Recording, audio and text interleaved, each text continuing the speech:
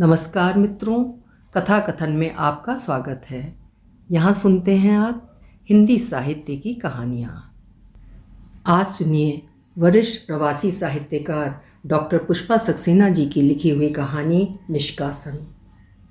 पुष्पा सक्सेना जी बहुत सहज सरल शैली में कहानियाँ लिखती हैं और उनकी कहानियाँ पाठकों के दिल को छू जाती हैं। प्रस्तुत है उनकी कहानी निष्कासन मेरी आवाज़ में। मैं हूँ सीमा सिंह। टाई ढीली कर ऋषि पलंग पर पड़ गया। उसकी माथे की लट हटाती नेहा ने झुककर प्यार से पूछा, थक गए ना, चाय मंगाऊं? नहीं यार, बस तुम पास आ जाओ, चाय की गर्मी मिल जाएगी। छी, बड़े बेशर्म हो, घर में सब क्या सोचेंगे? इसमें सोचने की क्या बात है, कुछ नया तो हो नहीं रहा, बल्कि सब खुशी ही होंगे। जमाई राजा उनकी बिटिया रानी पर इस तरह फिदा हैं। ठीक कहा ना? अच्छा जी, जैसे कोई एहसान कर रहे हैं। नेहा ने मान दिखाया। एक बात समझ में नहीं आई, ये तुम्हारे इलाके में बच्चे तक को आप कहकर क्यों बुलाया जाता है? इसलिए कि हमारे यहाँ सबको आदर दिया जाता है। दिल्ली की तरह तू तड़ाक की बोली हमारे इलाके में नहीं चलती। ओह, अब समझा। पर शादी से पहले तो मेरा तू पुकारना बड़ा प्यारा लगता था जनाब को। वो तो अब भी लगता है, पर सच बताऊं, पहली बार बस कंडक्टर की धारा प्रवाह गालियों ने मुझे डरा दिया था। क्या लच्छेदार भाषा थी। क्यों, ऐसा क्या कह दिया था? छुट्टे पैसों के लिए नाराजगी सहो, और अगर गलती से अपने बाकी बचे पैसों के लिए तगाजा कर दिया तब तो शामत ही आ गई समझो। पैसों के लिए ऐसा बावला था तो छुट्टे लेकर चढ़ता। काय को भौंक रहा है? जा जा, घर में जाना नहीं, तेरा इंतजार कर रही होगी, बेकार जान से जाएगा। यही सब सुनती थी ना? ऋषि मजे से मुस्कुरा रहा था। इतना सब क्या डराने को काफी नहीं है? ऋषि की मुस्कुराहट पर नेहा विस्मित थी। सच नेहा, तुम्हारे उस मासूम डरे सहमे चेहरे पर ही तो हम मर मिटे थे। दिल्ली की लड़कियों में अलग दिखती थीं। MBA करने आई नेहा का ऋषि से परिचय बस स्टॉप पर ही हुआ था। बिहार के मिथिलांचल की नेहा की सादगी ऋषि को भा गई। गर्मियों में पसीने की गंध में नहाई बस में दोनों का प्रेम पींगे भरता रहा। जगह न मिलने पर खड़े रहकर भी प्यार भरी बातें चलती रहती। अगर नेहा को सीट मिलती तो उसकी सीट के पास खड़े रहना ऋषि का फर्ज बन जाता। खड़े खड़े कभी नेहा के बाल सहलाना या पीठ पर हाथ धरना ऋषि को नितांत स्वाभाविक लगता। बस में रोज साथ जाने वालों के लिए ऋषि की दीवानगी आदत बन गई थी और नए लोग मुस्कुरा कर प्यार का मजा लेते। MBA पूरा करने के बाद ऋषि के प्रयत्नों से नेहा को उसके कार्यालय में ही जॉब मिल गया था। उदार माता पिता नेहा और ऋषि के प्यार में बाधा नहीं बने। ऋषि की सौतेली माँ को उसके विवाह में कोई रुचि नहीं थी। ऋषि के आग्रह पर पिता दोनों को आशीर्वाद देने जरूर आ गए थे। विवाह का हो हल्ला ऋषि के मित्रों ने बखूबी निभाया। अंततः उनका दोस्त प्रेम में विजयी जो हुआ था। विवाह के बाद शिमला में हनीमून मनाकर लौटी नेहा को पिता का पत्र मिला था। नई गृहस्थी शुरू करने से पहले कुल गुरु का आशीर्वाद लेने दोनों को बैतरक गांव जाना ही चाहिए। ऋषि को भी गांव दर्शन में रुचि न होते हुए भी गांव जाना पड़ा था। गांव पहुंचे ऋषि ने प्रस्ताव रखा था। सुना है पास में एक सुंदर झील है, कल हम वहां बोटिंग के लिए चल सकते हैं। नो ऋषि, कल हम यहाँ के मंदिर देखने चलेंगे। ओ नो, मंदिर में मेरी कोई दिलचस्पी नहीं, बहुत देख रखे हैं। नहीं ऋषि, यहाँ के मंदिरों की सादगी में जो सच्चाई है वो दिल्ली के तड़क भड़क वाले मंदिरों में नहीं मिलेगी। चलोगे ना प्लीज? अब आपके इलाके में हूँ तो हुक्म उदूली की जरूरत कैसे कर सकता हूँ? जहाँ कहेंगी ये गुलाम साथ जाएगा। चलो, अपने इलाके में रहने का एडवांटेज कहीं तो मिला। वैसे यहाँ की मशहूर लड़की रही हूँ, कॉलेज के डिबेट्स में हमेशा फर्स्ट आती थी। नेहा के स्वर में गर्व की खनक थी। आपकी बहादुरी के आगे बंदा सिर झुकाता है। अब तो खुश है मेरी सरकार। ऋषि की नाटकीय मुद्रा पर नेहा खिलखिला उठी। सच तो यह है, ऋषि की ऐसी मनभावन बातों ने नेहा का मन जीत लिया था। बस स्टॉप पर सामान्य बातचीत से बढ़कर दोनों के बीच प्रेम का अंकुर कब पुष्पित पल्लवित होने लगा, नेहा जान भी न सकी। अपनी क्लास खत्म कर नेहा जब भी बस स्टॉप पहुंचती ऋषि को प्रतीक्षा में खड़ा पाती।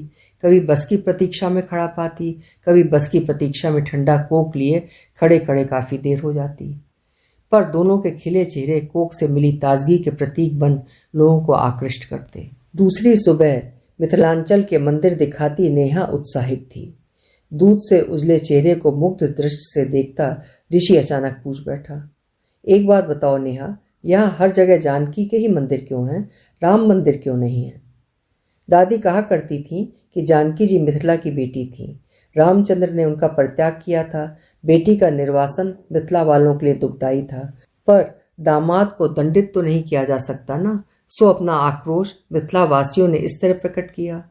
जिस दामाद ने उनकी बेटी को त्यागा, उस दामाद को बेटी के साथ मंदिर में स्थापित नहीं करेंगे। बस इसीलिए यहाँ जानकी मंदिर है, सीताराम के नहीं। वाह, दंड के इस निराले तरीके को अगर मर्यादा पुरुषोत्तम राम देख पाते तो मिथिला वासियों की सूझबूझ की दाद जरूर देते। ये परिहास का विषय नहीं ऋषि, सच कहो, क्या जानकी का परित्याग न्यायोचित था? अगर राम की जगह तुम होते तो क्या तुम भी वही करते जो उन्होंने किया? बिल्कुल नहीं। अगर ये भी जान पाता कि गलती मेरी नेहा की है, फिर भी 1000 बार हाथ जोड़ अपनी पत्नी को घर में रानी बनाकर रखता। नेहा को कंधे से पकड़कर अपने पास लाने के ऋषि के प्रयास में मुक्ता ने बाधा डाली थी। चलिए जीजा जी, नीचे सब लोग इंतजार कर रहे हैं। मुझे तो लगा कहीं आप दीदी को किसी मंदिर में देवी बनाकर स्थापित न कर दें। उस स्थिति में तुम्हें मेरे साथ चलना होगा, क्योंकि अब अकेले रहने की तो आदत छूट गई है। ऋषि के परिहास पर मुक्ता लजा गई और नेहा हंस पड़ी।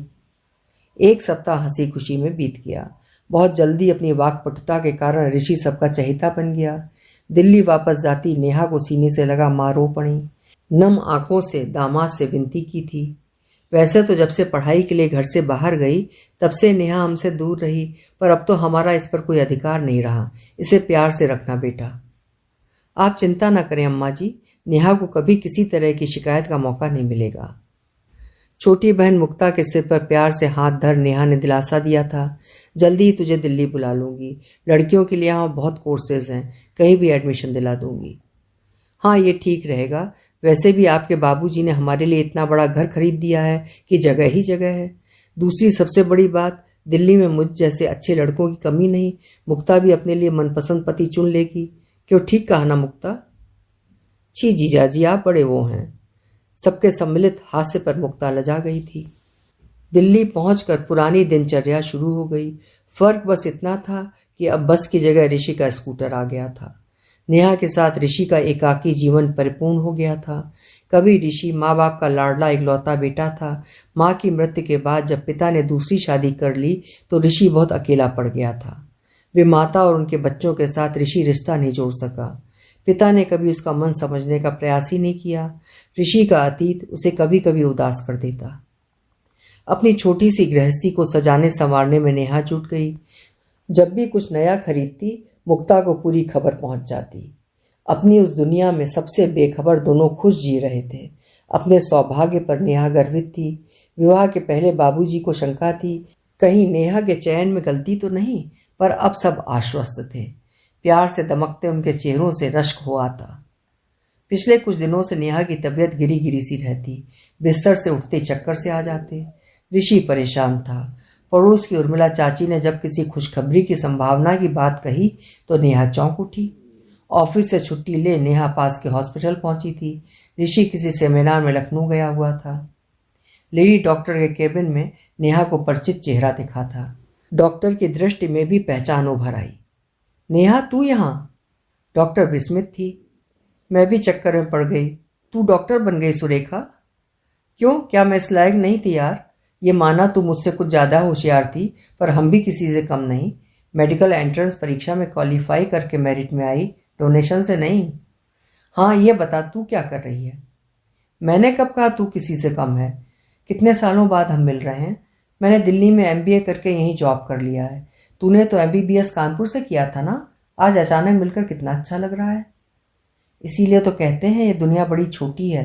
लगता है शादी वादी भी कर डाली है। तुझे हर काम में बड़ी जल्दी रहती है नेहा। मैंने तो ठीक वक्त पर शादी की है, तू अपनी बता। अरे भाई, हम डॉक्टर तो बूढ़े होकर शादी कर पाते हैं। जनाब सुपर स्पेशलाइजेशन के लिए अमेरिका गए हैं, लौटने पर शादी होगी। और अगर वहाँ किसी अमेरिकन लड़की को दिल दे बैठे तो? नेहा की पुरानी शरारत लौट आई। तो तेरे लेक्चर बेकार नहीं जाएंगे, तुरंत मुकदमा ठोक दूंगी। मेरे इतने साल जो व्यर्थ किए उनका भुगतान करें। आज तक तेरे कॉलेज के भाषण याद हैं? क्या जोरदार तर्क किया करती थी। लड़के भी तुझसे बहस करते घबराते थे। अब पतिदेव को भाषण देती है या नहीं? अरे वे इतने अच्छे हैं कि भाषण देने की जरूरत ही नहीं पड़ती, हर बात आसानी से मान जाते हैं सुरेखा। यानी कि महिला उत्पीड़न के विरुद्ध दिए गए तेरे भाषण बेकार ही गए। हाँ ये तो बता, हॉस्पिटल का चक्कर लगाने क्यों आई है? निश्चय अपनी पुरानी सखी से मिलने तो नहीं आई? पुरानी सखी ने कोई अता पता छोड़ा होता तब ना शिकायत की बात बनती। पता नहीं क्यों पिछले कुछ दिनों से सुबह सुबह चक्कर आते हैं। तो आप खुशखबरी के लिए तैयार हो जाएं नेहा जी, पढ़ी लिखी हैं, इतना भी नहीं समझ पाई। पर अभी मेरा मतलब ये तो बहुत जल्दी होगा सुरेखा, मैं अभी मेंटली प्रिपेयर्ड नहीं हूँ। क्या मतलब? फैमिली प्लानिंग शब्द कभी सुना है? क्या कोई प्रिकॉशन ली थी? नहीं। नहीं तो तैयार हो जा, घर में नन्ही जान आने से रौनक बढ़ जाएगी। चल तेरा चेकअप कर लूँ। आज रहने ही दे, कल ऋषि के साथ आऊंगी तब। क्या नाम है तेरे मियाँ का? ऋषि मेहता। क्या हुआ, नाम सुनकर चौंक क्यों गई? कुछ नहीं, इस नाम के साथ एक कहानी जरूर जुड़ी है, पर तुझे डरने की जरूरत नहीं। तेरे ऋषि का उस कहानी से कोई वास्ता नहीं है। सुरेखा हंस दी। कहीं इस नाम के साथ कुछ प्रेम व्रेम का चक्कर तो नहीं था? छोड़, वो एक दर्द भरी दास्ता है, फिर कभी सुनाऊंगी। सुन, कल ऋषि के साथ जरा जल्दी आना, पहले तेरा ही चेकअप कर लूंगी। घर यहाँ से दूर तो नहीं? ओह, बातों में अपना पता देना ही भूल गई। अपना कार्ड दे रही हूँ, जब फुर्सत मिले आ जा। विजिटिंग कार्ड निकालती नेहा के पर्स से ऋषि के साथ खिंचा नया फोटो टेबल पर गिर पड़ा। फोटो उठा, सुरेखा ने भरपूर दृष्टि डाली थी। कुछ देर पहले का मुस्कुराता चेहरा अचानक गंभीर हो उठा। क्या यही तेरा हबी है? हाँ, क्यों, ऋषि को पहचानती है? नहीं। अपने को सामान्य बनाए रखने में सुरेखा को काफी प्रयास सा करना पड़ रहा था। कुछ देर पहले तू ऋषि के नाम पर चौंकी थी और अब फोटो देखकर जैसे डर गई। आखिर बात क्या है सुरेखा? कुछ नहीं, तुझे यूं ही वहम हो गया है। एक काम कर, कल चेकअप के लिए अकेले ही आना। तेरी बातों से मेरा शक पक्का हो रहा है। जब तक सच नहीं बताएगी मैं यहीं धरना देकर बैठूंगी। जिद मत कर नेहा, देख बाहर दूसरे पेशेंट्स वेट कर रहे हैं। मैं सच जानकर ही जाऊंगी। नेहा के स्वर में जिद थी। मुझे कुछ नहीं कहना नेहा, तू घर जा। रुखाई से अपनी बात कह रेखा ने अगले पेशेंट को बुलाने के लिए घंटी बजाई थी। विस्मित नेहा केबिन से बाहर निकलती अपमानित अनुभव कर रही थी। उसी शाम ऋषि को साथ ले नेहा डॉक्टर सुरेखा के घर पहुंची थी। कॉल बेल बजाने पर दरवाजा खोलती सुरेखा चौंक गई। ऋषि का भी चेहरा उतर गया। आप? ऋषि अचानक कह गया। तुम सुरेखा को जानते हो ऋषि? सॉरी नेहा, अभी इमरजेंसी कॉल पर निकल रही हूँ, किसी दिन हॉस्पिटल आ जाना। इतनी दूर तो तेरे पास आई हूँ, ऐसी भी क्या बेरुखी? 2 मिनट रुक नहीं सकती? नेहा खिसिया गई थी। 2 मिनट में किसी का जीवन जा सकता है, आप तो ये अच्छी बात समझते हैं ना ऋषि जी? सुरेखा के स्वर के व्यंग पर नेहा चौंक उठी थी। घर लौटता ऋषि एकदम चुप पड़ गया था। नेहा पीछे ही पड़ गई। तुम दोनों के बीच क्या घटा है? जब तक नहीं बताओगे चैन से नहीं सो पाऊंगी। बता देने पर भी चैन से ना सो पाई तो क्या करोगी नेहा? जब तक सच नहीं जान लेती इस घर में सांस नहीं ले सकूंगी ऋषि। तुम्हें सच बताना ही होगा। सच बस इतना है, मेरे साथ पढ़ने वाली दिव्या प्यार में धोखा खा बैठी थी। प्यार के वादे करने वाला किशोर उसकी प्रेगनेंसी की बात सुन शहर छोड़ गायब हो गया। वो माँ बाप से सच बताने का साहस नहीं कर सकी। दिव्या को मुझ पर विश्वास हो गया था। उसे साथ ले हॉस्पिटल जाना पड़ा था। अनफॉर्चुनेटली अबॉर्शन के समय एक्सेसिव ब्लीडिंग के कारण दिव्या की मौत हो गई। उस वक्त तुम्हारी सुरेखा ही सीनियर डॉक्टर को असिस्ट कर रही थी। अगर सच यही था तो सुरेखा तुमसे क्यों नाराज दिख रही थी ऋषि? तुमने तो मुसीबत में पड़ी लड़की की मदद करनी चाहिए थी। दूसरे दिन नेहा सुरेखा के पास अकेली पहुंची थी। एक बात बता सुरेखा, तू ऋषि को देखकर उखड़ सी गई थी। ऋषि ने दिव्या की मदद की थी, पर शायद तुझे कोई गलतफहमी हो गई। ये तो ऋषि की बताई कहानी है। खुद उस लड़की ने मुझे बताया था। उसके गर्भ में ऋषि का शिशु था। दोनों के पास नौकरी या अन्य साधन न होने के कारण एबॉर्शन कराने का निर्णय लेना पड़ा था। हॉस्पिटल के रजिस्टर में दिव्या के पति के रूप में आज भी तेरे ऋषि का नाम दर्ज है नेहा।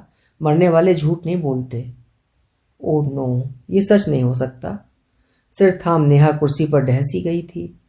मैंने पहले ही कहा था, सच सह पाना आसान नहीं होगा। वैसे बी प्रैक्टिकल नेहा, जो बीत गई सो बात गई।